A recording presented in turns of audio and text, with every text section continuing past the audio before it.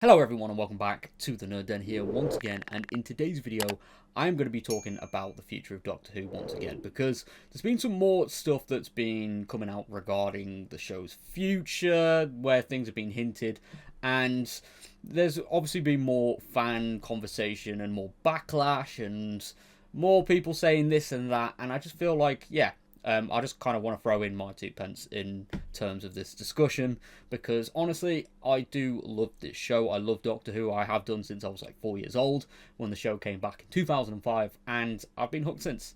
There's been some times where I felt like, oh, the show's a bit boring or whatever, but I have generally stuck through it, and I've enjoyed the show overall.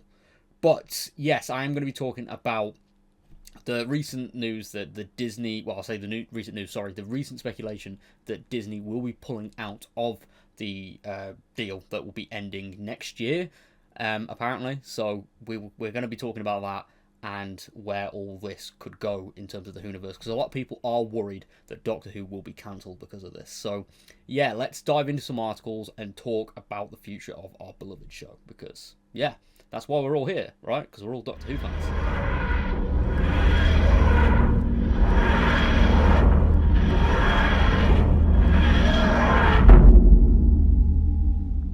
Okay, so this is coming from Deadline. So this was posted like a couple of days ago, I believe. So Russell T Davies has been speaking about streaming bubbles, and he said that he kind of hopes the streaming bubble will pop. So he says that the streamers are heading for a South Sea bubble. So this is the verdict of Doctor Who showrunner Russell T Davies, whose long-running BBC series has been given a mega cash injection from Disney in 2022. So he says, when talking about the future of the industry on the BBC's Today programme, he kind of hopes that it does pop, in reference to the streaming revolution, which has experienced some teething problems since Disney invested in Doctor Who. Davies, who has mostly created shows for BBC broadcasters, or British broadcasters, should I say, longs for the industry to go back to making 8 PM dramas about lawyers or health centres, or shows that teach people how to make television. So he says there's too many streamers, too much money, and not everyone is watching, so it can't be financially viable. Although Doctor Who is now made with US money, he reiterated previous remarks that the sci-fi smash is still not as lavishly invested in as rival American shows.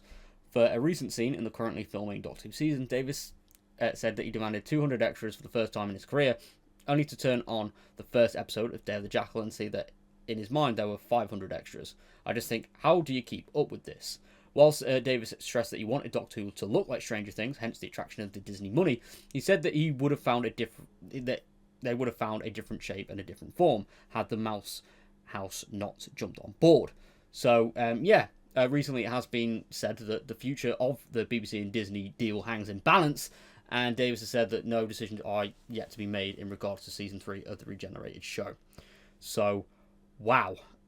We need to talk about this, but there's one more article that I want to throw on. So we're jumping on to Doctor Who TV now, and they have thrown in their own little 2 cents when it comes to this drama. So every single drama you ever watch on TV has had American money or co-production money in it for about 25 years. So this is actually nothing new. So this is from Russell T Davies. But now the website is pointing out, saying the use of experiment and has fueled speculation that the Disney partnership could be ending after next year, which aligns with the Deadline article from earlier this year. So, despite all the uncertainties, Davies has expressed confidence in the resilience of Doctor Who as a franchise, saying that it's been around for 61 years and it could survive in a different shape and some different form. So it could even go out late at night on BBC Three. So yeah, we need to talk about this, because I think some people have kind of jumped the gun when it comes to this comment here. So I think a lot of people are looking at this and thinking that Doctor Who is going to be cancelled, which when I first looked at it, I was like, okay, he's not ruling out a cancellation, but he is right though. Doctor Who has always survived in some shape or form. Now, this isn't meaning that the show is going to be cancelled and taken off air, but I do think when using past tense stuff, when talking about the Disney deal, especially when you've got that second season that was part of the second and final season that was already part of your contract, it's already in the can, it's already well deep into post-production. I think, yeah, referring to it in past tense isn't really gonna help with people thinking, oh, it's over, yada yada. You know, it's not gonna quell those rumors. So I hope that we do get some confirmation within the new year in regards to the future of this deal. But I imagine we probably won't find out until the second season's done, or even more likely, I think we won't find out until the War Between the Land and Sea airs, and that could actually air.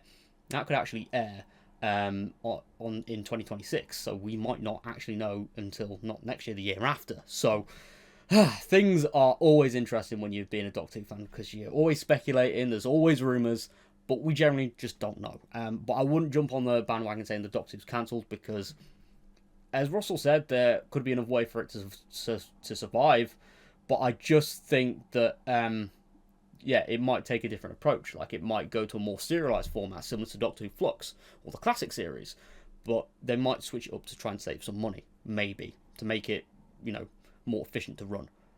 But who knows? With all that being said, though, thank you so much for tuning into today's video. If you are new around here, please click that like button and subscribe for more nerdy content, and I'll see you all next time. Thank you very much for all the support. Take care, love you all, and peace.